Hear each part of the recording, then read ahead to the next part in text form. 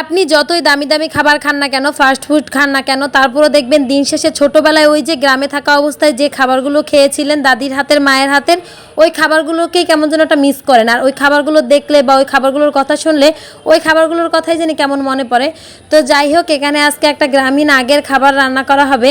আর এখানে আপনাদের ভাইয়া আমাদেরকে নারকেলটা কেটে দিচ্ছিল, কারণ নারকেল কাটা আর একটা ঝামেলা, মানে নারকেল, শক্ত নারকেল কাটতে যে কী ঝামেলা ওটা সবাই পারে না। আমার শাশুড়ি মা কতক্ষণ চেষ্টা করেছে, তারপরও পারে না। আর আমি তো কখনো চেষ্টাই করিনি, কারণ আমি পারবো না, আমি জানি।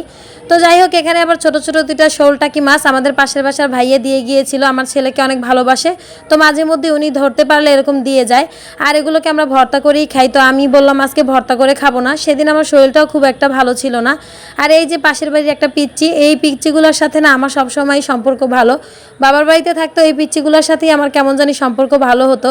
তো ও আমাকে ফুল গাছ টুকটাক এনে দিচ্ছিল। আমার ফুল গাছও বলতেছিল যে এই গাছটা অনেক সুন্দর, আমি আবার ওই বলতেছিলাম যে আমার এই গাছটা আছে। ও আমার সাথে লেনদেন করে, ও আমাকে কিছু গাছ দেয়, আমি ওকে কিছু গাছ দেই, এরকম। আর এখানে মাছগুলোকে আমি নিজেই ভেজে নিচ্ছিলাম। ওই দিন শরীরটা ভালো না থাকার কারণে একদম স্ট্যান্ড না লাগিয়ে ভিডিওগুলো করেছিলাম। আর এই মাছ ভুনাটা আমি নিজের হাতেই করি, শখ করে, যাতে আমি ভাত খেতে পারি একটু জাল বেশি দিয়ে, কিন্তু তাও ঝাল বেশি হওয়ার কারণে খেতে পারি নাই। ওই পিচ্চি আবার আমার গাছ সব পর্যবেক্ষণ করে আমাকে লাগিয়ে দিয়েছিল আর কি কয়েকটা গাছ। আর এখানে গুছ গাছ করে নিচ্ছিলাম ভাজির জন্য। এখানে নারকেল কুড়িয়ে দিয়েছিল আমার শাশুড়ি মা। আর শাপলা ভাজি করবো আজকে। আমি কিন্তু এই ভাজিটা করতে পারি না, আমার শাশুড়ি মাই নিজেই করবেন। আসলে উনিও কয়েকদিন ধরে বলতেছিল নারকেল দিয়ে শাপলা ভাজির কথা, আর আমিও নারকেল দিয়ে শাপলা ভাজির কথা, দুইজনই বলতেছিলাম। কারণ ছোটোবেলায় আমি অনেক খেয়েছি আমার দাদির হাতে, তখন বেটেও দিত, আবার কিছু আস্তা নারকেল ভাজি দিত, দুইটাই দিত।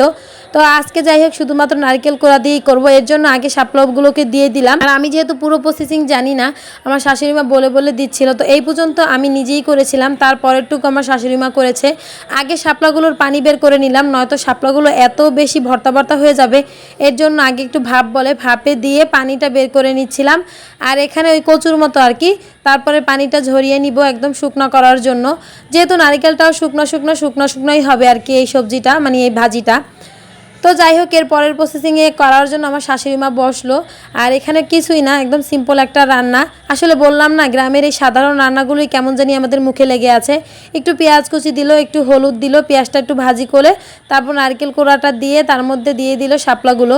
আর শাপলাগুলো দেখেন, যদি এটা পানি না সরিয়ে দিত তাহলে আরও বেশি ভর্তা ভর্তা হয়ে যেত, যেহেতু শাপলা একদম নরম। আর এখানে নেড়েচেড়ে নেড়েচেড়ে আস্তে আস্তে, মানে বেশি একটা নাড়াচাড়া করা যাবে না। তারপর এভাবে নেড়েচেড়ে করে শুকনো শুকনো করে নিচ্ছিল। আর এখানে কিন্তু কাঁচামরিচ দিয়েছিল, আর পরবর্তীতে একটু লবণ দিয়েছিল। তো যাই হোক, এখানে আমাদের সাধারণ রেসিপি তৈরি আর কি।